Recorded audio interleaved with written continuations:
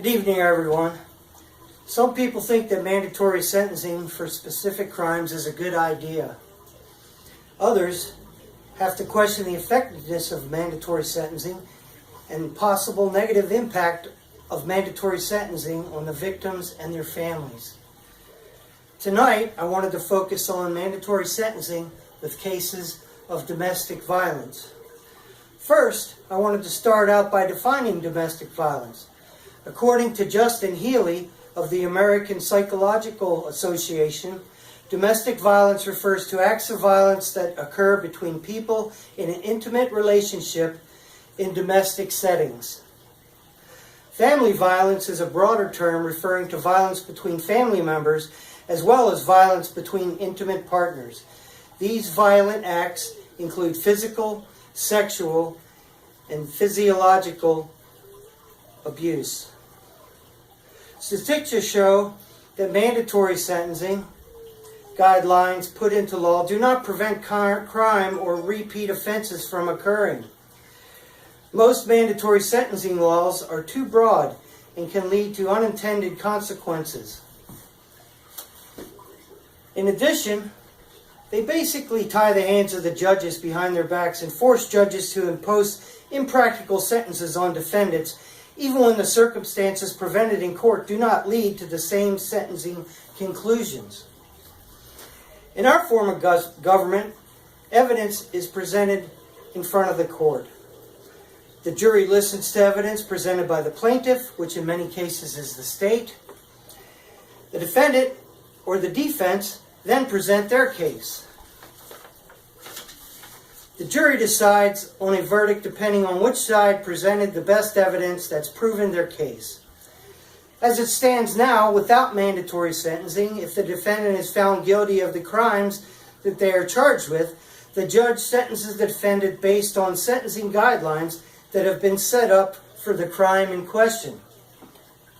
However, at this point, the judge has the liberty to use his or her judgment when asking and taking the evidence presented into account and determine how severe the punishment to levy against the defendant. The defendant's character would be such a factor. Many of this sentencing is based on several factors. The defendant's past criminal record would also be a factor. If putting the defendant away for an extravagant period of time in prison could cause damage to the family unit when the sentence does not fit the crime, this would also be something the judge would take into consideration. One example of a group that has championed domestic violence but is against mandatory sentencing is the Iowa Coalition Against Domestic Violence, the ICADV.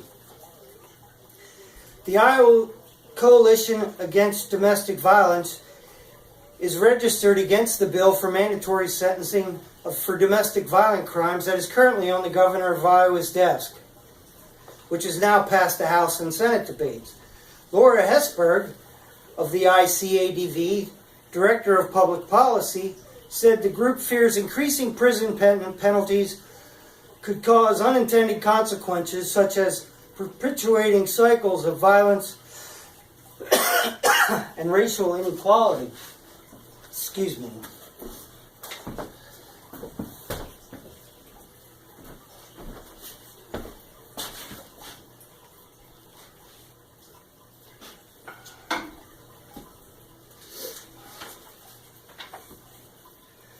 I know it seems odd to people, she said. Our movement has supported efforts to ensure domestic violence is treated as a serious crime, and we're no less committed to that. But domestic violence is not a single problem issue. It is rooted in inequality. You can't solve it by addressing one part. Another viewpoint on why some are opposed to came from Iowa Representative Mary Wolf of Clinton. Representative Wolf said to the Des Moines Register she's concerned that the bill too broadly defines harassment and stalking, which could lead to unintended consequences. In general, she said she would prefer to see legislation addressing comprehensive sentencing reform rather than creating a patchwork of rules and changes. I appreciate the intent, she said, but until such time when we are willing to have a realistic, fact-based discussion about our entire sentencing structure, look at victims, look at what works, stop trying to go in and adding words or taking away and enhancing penalties, it's not going to work. We're just going to keep coming back and responding to the same, excuse me, I got a bit of a cough, to the specific horrible incidences. Other studies have shown the same outcomes. According to Victor Benenson, one such study has shown that putting perpetrators in prison is widely considered a short-term fix. It is a study by Dr. Weatherburn of the NSW Bureau of Crime Statistics and Research that reveal that prison time does little to deter domestic violence perpetrators from reoffending, and found no difference at all in the rate of reoffending. The rate of domestic violence reoffending between those who got a suspended sentence, that's a threat of imprisonment if they plea bargain, and those who actually went to prison. The study compared more than 1,600 pairs of offenders who were likely, in as many ways as possible, socioeconomical, race, prior history, and level of violence. The difference being that one person out of each pair was given a suspended sentence and the other person was sent to prison for up to 12 months. It's obvious that if you want to reduce domestic violence, you're going to have to look at other options besides simply locking people up, Dr. Weatherburn said.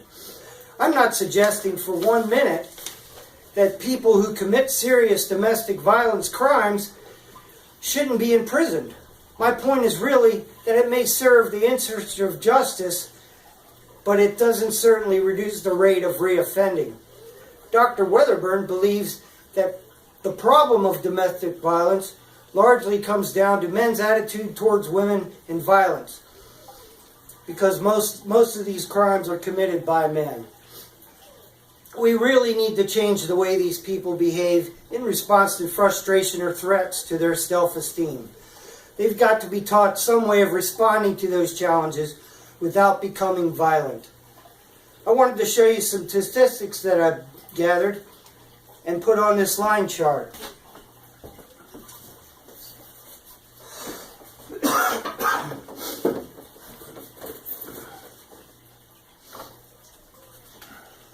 This chart was reported by Penny Timms of ABC News. The jail time does not deter domestic violence incidents. Here, on the y-axis, the proportion of new domestic violence instances across free time is time not in prison, for prison and suspended sentence groups.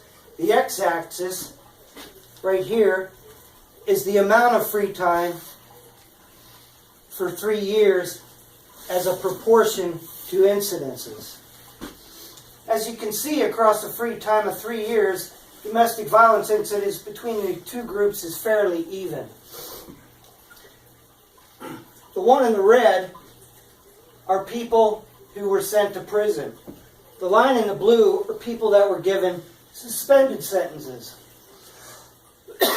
If you go to the 1 year mark, you can see at 0.2 proportion, which if it were 10,000 people would be 20 people, and it takes almost a year and a half for the line of people who did not go to prison to reach that same mark. And they stay fairly even the whole way up. And there's really, what this is showing you is jail time or not jail time does not prevent reoccurrences of domestic violence instances. So, to summarize what we've talked about tonight, putting people in jail or increasing sentencing time is not always the answer or the best course of action to solve a societal problem. When initiating serious societal changes to the law, we need to take a hard look at what we're really doing Any alterations to existing law needs to be looked at in depth with a careful, concentrated effort. When dealing with cases of domestic violence, the evidence shows that increased prison time does little to decrease incidences of domestic violence. Therefore, the answer must lie elsewhere. Let's not tie the hands of judges behind their backs and force them to make mandatory sentences when it comes to cases of domestic violence. Let the judges do that. Let them be judges. Let them use their judgment and take into account all the circumstances put forth in a case before them. Sometimes it seems that when a society is challenged with a difficult problem, legislators want to hit the easy button and simply send people to jail when it does not even attempt to put forth to solve the problem at root. Let's not light the torches and participate in mob mentality. Let's not be afraid to work hard for the victims of domestic violence, especially for the children who sometimes grow up in a terrified world they don't understand. If there is a problem in society, let's try to treat and heal the sickness in order to facilitate more long-term solutions. So I'd like all of you to think about this. If the opportunity arises, get involved in a coordinated community response to domestic violence in order to create an infrastructure that will facilitate systems level and ultimately societal level change. This includes changes in culture, institutions, and society. Advocates, researchers, and practitioners in domestic violence arena are all in agreement that much of the social change can be viewed as progressive and beneficial in that the victims of domestic violence can be provided with a greater degree of sanctuary in the form of protection, support groups, advocacy, and counseling, while perpetrators of domestic violence can receive education, therapeutic counseling, or other worthwhile forms of treatment that can address the true root of the problem. Thank you very much.